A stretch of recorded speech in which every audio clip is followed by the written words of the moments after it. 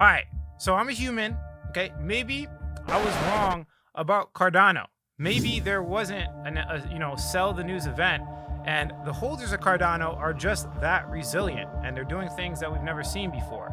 So in this video, I'm gonna go over all the news events circling Cardano, what exactly happened.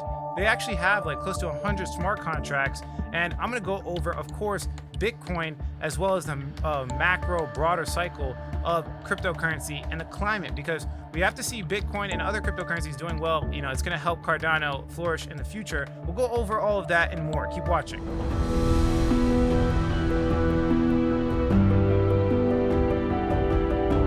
What's going on, everybody? Alex back with another video. And again, I'll be the first to admit if I was wrong about Cardano's price. It doesn't look like there's a massive sell-off at all, and maybe it's because of what's happening in cryptocurrency in this potential altcoin season, or maybe it's because Cardano is just resilient. I'm going to go over all the news events surrounding Cardano, but first we have to go over Bitcoin and the macro cycle. What's happening in the world right now that is going to contribute to Bitcoin? Because remember, regardless of what Cardano does, Bitcoin has the biggest dominance in all of cryptocurrency, and it's going to move the market. If you appreciate this content, do us both favors: subscribe to the channel, like the video, and of course share it with a friend. I talk about cryptocurrency entrepreneurship. I don't accept sponsorships, and all the research that I talk about on my videos are mine and mine only. I try to be honest and transparent with pretty much all the content I put out, and I make mistakes. Yes, I am human, and so are you. So don't bash comment me, okay? Please don't do that. It hurts my soul.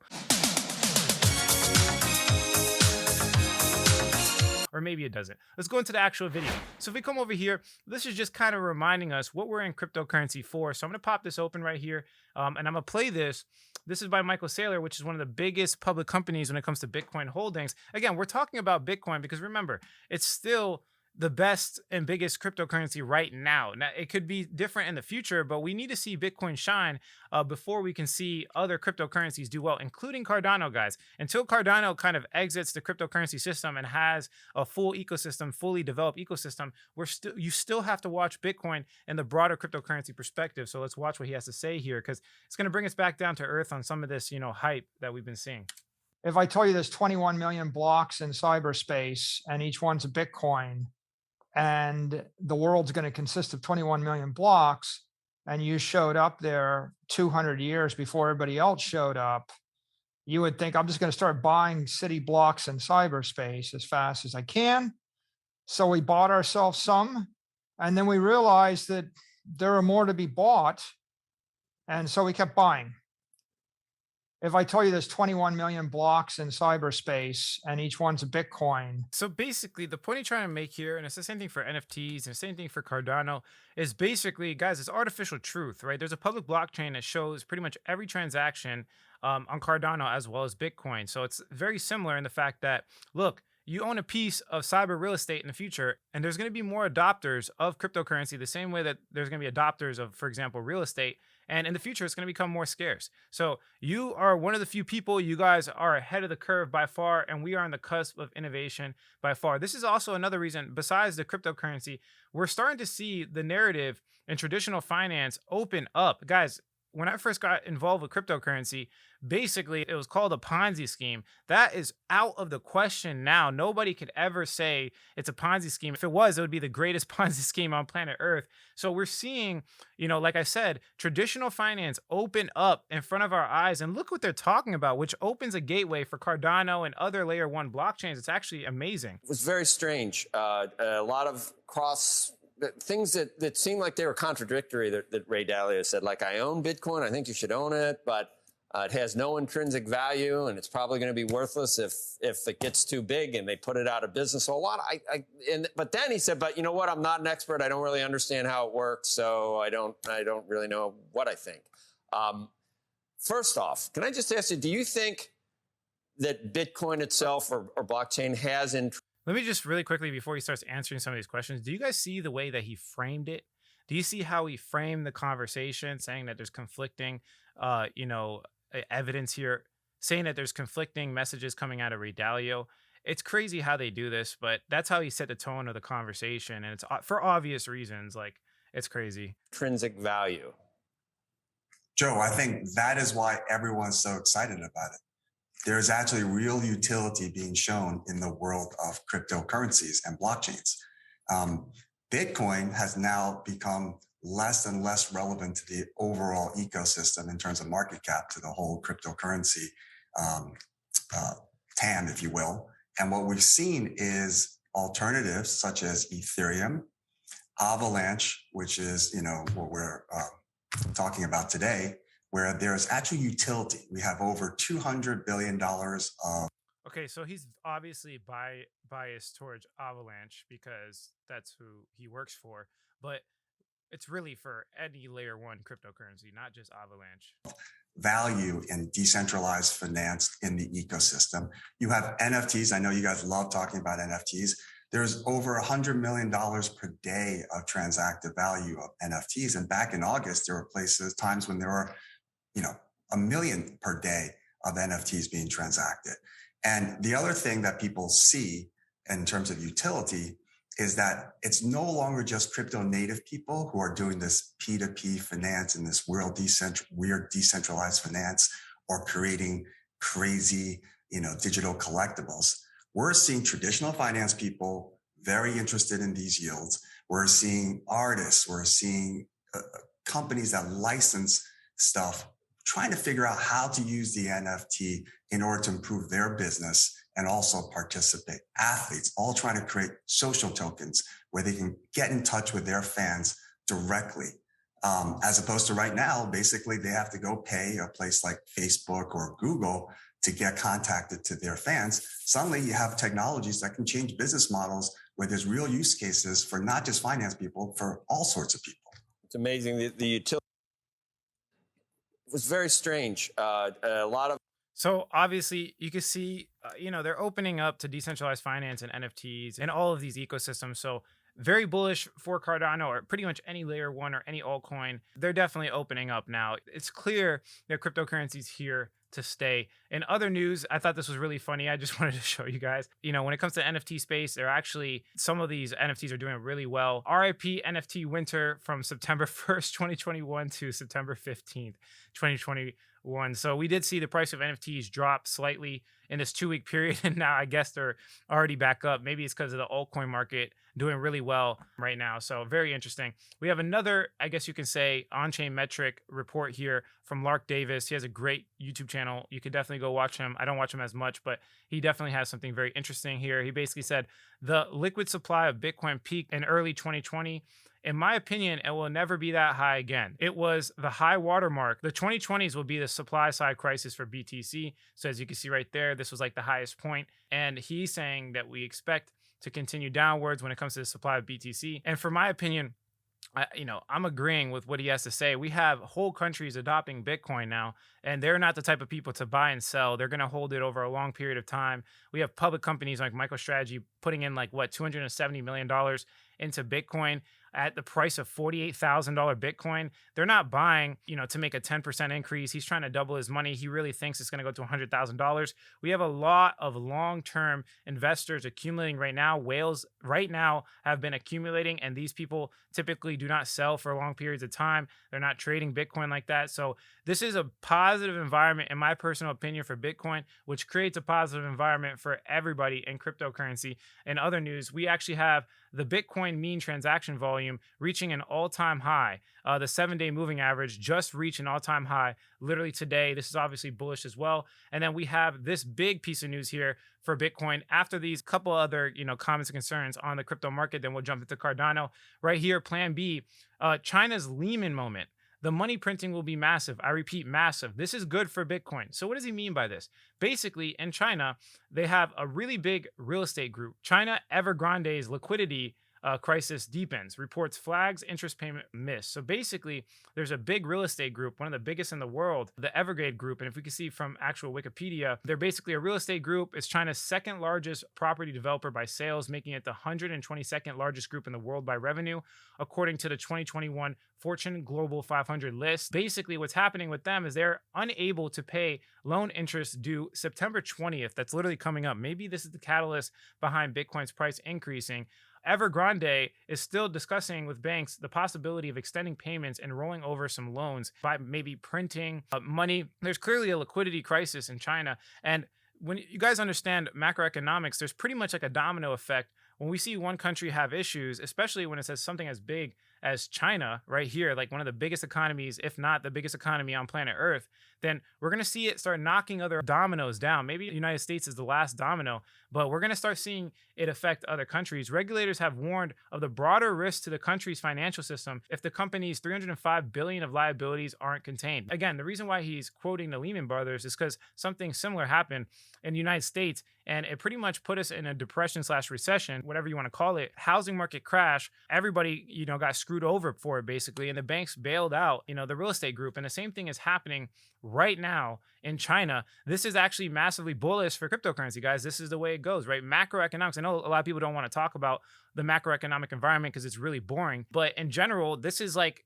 why Bitcoin was crafted. Actually, it's going to bring me to my next point here, which I thought was really funny. If we come over here, we can see that Brian Armstrong kind of put out this tweet here. And, if you guys know, I've been covering Brian Armstrong. He's the CEO of Coinbase. And, he actually put out like kind of complaining about the SEC and stuff like that. And now after reading this, it kind of made me feel like he's working with SEC. And there's kind of just like a whole charade, to be completely honest with you. So if we read right here, he made this original tweet, and then we'll see like Jack Dorsey kind of responding. If fiat-backed stablecoins really become inflation coins, not so stable, then how will they get a coin that is truly stable? Perhaps something that tracks a basket of real-world goods, purchasing power parity using Oracle's ideas welcome. So he's literally saying, okay, what is kind of reserve currency that we can use to actually be stable? Should we take a basket of goods? And then you see Jack Dorsey coming out of nowhere and saying Bitcoin fixes this.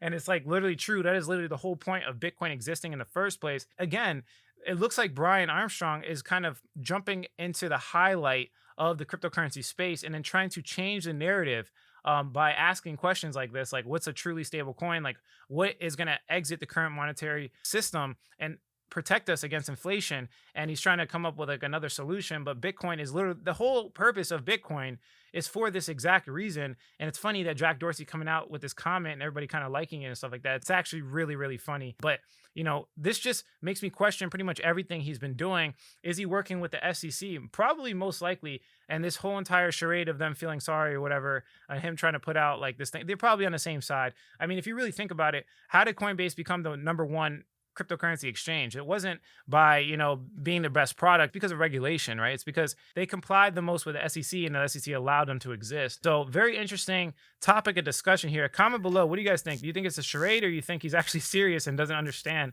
how Bitcoin actually works? In other news, before we go into actual Cardano, we have the Ukrainian parliament has passed a law to legalize Bitcoin. More countries following in the footsteps of El Salvador, just like we predicted. Laos also legalized mining and trading of Bitcoin. Again, more countries coming into limelight. So Bitcoin in general on the macro perspective is looking really good. The price is increasing. Can we see some resistance at the 50K mark? Most likely, but is it going to blow by? Are the on-chain metrics, the true fundamental indicators? Because on-chain metrics are looking great for Bitcoin. I definitely think at least this cycle, we're probably going to see maybe 100 to 150K Bitcoin. That's just my personal perspective. So let's jump into the Cardano news. So first thing here is we had Sydney, basically the head of brands and comms at Cardano Foundation, basically kind of teasing some Cardano news that are going to potentially come out of the summit. Don't really want to brag or anything, but some partnerships we're announcing at the Cardano Summit will blow people's mind. Really grateful for the chances, blah, blah, blah. But basically, he's just, again, teasing that there's going to be some great announcements. Is it going to be with countries? Is it going to be with banks? I don't know. We'll see. Since the Alonzo upgrade, over 100 smart contracts are running on Cardano. Interesting. Like I said, maybe I'm wrong. Maybe the ecosystem flourishes and goes crazy right off the bat, right? And I want to see more, but remember, Cardano has kind of that developer learning curve that people have to go through because remember, everybody's used to developing on Ethereum. They have a completely different model, extended UTXOs. So can these developers, overcome this? I think in the future, yes. It just depends on short-term what we're going to do here. If we look at the input-output, midweek repo update, Alonzo delivered, but we're not slowing down. Cardano code forges continue to burn bright with 3,342 GitHub commits this week and counting. So basically commits are people that are changing the code on Cardano. So very interesting to see those numbers increase. If we look at the actual search term of Cardano, you can see that it actually is on an uptrend. I actually predicted that I was going to go down. And again, like I said, I'll be the first one to admit when I'm wrong. And, it looks like people are still gaining some interest. Can we see the interest around retail and Cardano go up? Maybe, especially if the market looks as good as it's looking right now. Maybe Cardano goes, I don't know, maybe to like $10 or something like that. It's not out of the question at all. Also, so excited to meet with Singularity Net AGIX token would become a multi-chain and extend to fundamentally quite superior Cardano blockchain. So we see projects on Ethereum already moving over to the Cardano blockchain, and this is one of the first. AGI, Singularity Net, looks like they're moving over. And let's watch an interview exactly why he's doing this. And by the way, the guy looks genius. Look at his hat. Look at the background there, man. He's crazy. Mad scientist over here. Let's watch the video. For people that are just finding Cardano for the first time, can you introduce Singularity Net and what you guys are working on? Singularity Net is a decentralized platform for artificial intelligence. And the high level motivation is AI is, it's the most important technology in the history of humanity. Ultimately, it even leads beyond humanity in some ways. And there's a lot of things needed to make AI smarter and smarter and overtake every industry and ultimately become more generally intelligent than the human brain. But among the many things needed to make AI achieve its potential, you need the right underlying infrastructure to build the AI on. And one of the very valuable characteristics to have in the underlying infrastructure beneath the world's AI systems, you want it to be secure and reliable, and you also want it to be decentralized so that it's not easily controlled or taken over by any single party. The internet gives us a fabulous example of a decentralized system. Bitcoin was the first decentralized monetary instrument out there. We need AI. We need AI to be decentralized in the same sort of fashion, or even more strongly so. And so Singularity Net was designed as a decentralized infrastructure for AIs. It allows a population of AI agents coded by anyone, put online on any computer that's on the internet by anyone, allows this population of AI agents to communicate and cooperate with each other without any central controller, and then with all the goodies in terms of security and data sovereignty and so forth that the blockchain provides. And we launched this project in 2017. We've been putting a bunch of cool AI tools out there on Singularity Net since then. The platform's been maturing bit by bit. We launched Singularity Net on Ethereum network initially because of the same reasons everyone else launched their projects on Ethereum. Like it was there. It had smart contracts that actually operated there.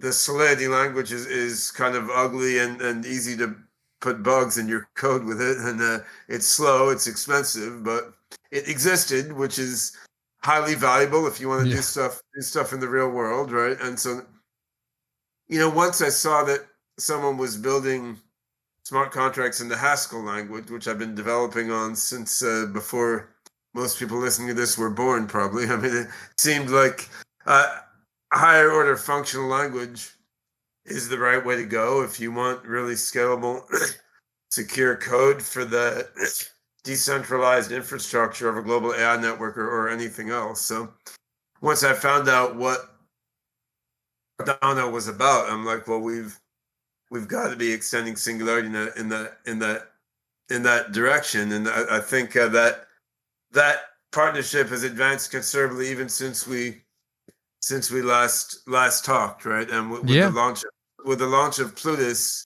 we're getting closer and closer to being able to have a scalable, sort of low cost, highly flexible infrastructure for the world's AI by putting Singularity and Cardano together. So as you can see there, we're already seeing developers from Ethereum come on over to Cardano for the benefits of the language, the Haskell language, as well as the sweet spot and the trilemma of security, scalability, and decentralization. So we can already see the benefits play out. Very interesting. Cardano has a bright future. So let's look at the broader cycle. I'm also going to be looking at some new indicators for Cardano so we can see some interesting scenarios play out. If we look at the total market capitalization, this is actually total too, so it's excluding BTC. We can see that we're kind of making our way towards the all-time high. So this is good for altcoins in general. This takes in consideration pretty much every single altcoin and takes out of consideration Bitcoin. So we can see the liquidity, we see the money injecting into the market. We did reject right here, but pretty much the whole market rejected at that point. And we also said that at one point, there might have been kind of like trying to exit some long positions there and, kind of stomp people out. We also had the stop hunts and everything like that, the manipulation. This looked like very, very good planned manipulation. Now we're making our way and charging right back up to the all-time high. Can we break through? If we do break through, it's going to be very profitable for pretty much every single altcoin. And we can see the same thing in decentralized finance, reaching the all-time high again. Money is flowing into other places except for Bitcoin and the big coins. It's going into decentralized finance as well as NFT plays. We saw that in the beginning where I was showing you guys kind of like the tweet with the NFT winter ending and stuff like that. So in general, it looks really good for everything except for Bitcoin, if that makes sense. And now I have two other charts I want to show you guys. I'm going to look at right now Cardano versus Ethereum, because again, Ethereum is the biggest smart contract right now. So we have to look at percentage gains in comparison to see if it's worth even investing in Cardano. Why don't we just invest in the safer Ethereum, right? But it looks like by percentages, Cardano is outcompeting Ethereum. So basically all I did was kind of just divide Cardano by ETH. And you can see if you invested in Cardano here, you would have been 169% better by investing in Cardano than Ethereum. And it looks like we're on a clear uptrend. We have, as you can see here, higher lows, very, very obvious TA, higher lows, right? So even if we come down a little bit, the chances of us making another higher low are high, and then we can continue higher. Also, if we look at CoinGecko, you can see when in comparison to Ethereum, there's just a better risk to reward. It's as simple as that. Look, $78 billion, and then we have $425 billion right here. So we could easily see a 4 to 5x to reach Ethereum's market cap. Again, a better risk to reward to invest in Cardano right now. Also, if we look at ADA to USDT versus Phantom, because we've been talking about Phantom for a while, we can see that Cardano has been losing to Phantom in recent history, but it looks like it's making some support right here. And again, all I'm doing is dividing Phantom's price by Cardano's price. It's really that simple. So if this chart goes up, that means ADA is doing better than Phantom. And if the chart goes down, that means that Phantom is doing better than ADA. And you can see right here, we're building some support. So could we see a massive rise? Maybe it might be smart to cycle some Phantom back into Cardano. Who knows? Guys, in general, I'm going to keep my Phantom for now just to let you know exactly what I'm doing. You guys know when it comes to the ADA chart, I never sold, okay, even though I recommended that it might be a sell the news event. If we look at the actual chart, yes, we did have the sell the news event. I thought it was going to be much more dramatic. But then we had this green candlestick here, this massive green candlestick. And I think it's primarily because of the problems on the Solana ecosystem. And people are understanding that decentralization is far more superior than, just fast transaction speeds. So we do have like a little dump today, but regardless of the fact, I thought it was going to be much more exaggerated, to be completely honest with you guys. It looks like the Cardano community is holding up. So maybe I'm wrong about the sell the news event, and maybe we continue to charge forward. Regardless, again, I'm holding my Cardano for now. I'm treating it as an investor, like I've told every single one of you repeatedly. I know a lot of people, they want to take titles and they watch the video for 2 minutes and then they draw conclusions and go make investment decisions. But I know the people that watch the full video through understand what I'm talking about. I treated it as an investor, and I will start dollar cost averaging once we get to around this price point here, $2.25. And if we go a little bit lower to $2, I'll probably get it really aggressive, to be completely honest. We have this order block here. Anything around this purple price range will be a favorable buy for me, as long as the macro conditions in cryptocurrency play out. And this is why we talk about Bitcoin as well as everything going on in the cryptocurrency space. It's not all about Cardano. You guys have to understand the whole entire market before you can start making decisions about these smaller market cap coins. So that's pretty much it for this video, guys. If you like the quality of this content, hit like. If you don't, leave some constructive criticism. Subscribe for more video updates. And like I always say, if you don't get with it, you will get left behind. By the way, guys, do me a favor. Follow me on Twitter and Instagram. They're shadow banning me a lot on YouTube, and I want to diversify my marketing efforts so that you guys can get content from all over. On Twitter, I might do some altcoin calls. I don't know. On Instagram, you get to typically see the back end to my life. Thanks for watching this video, guys. Catch you in the next video.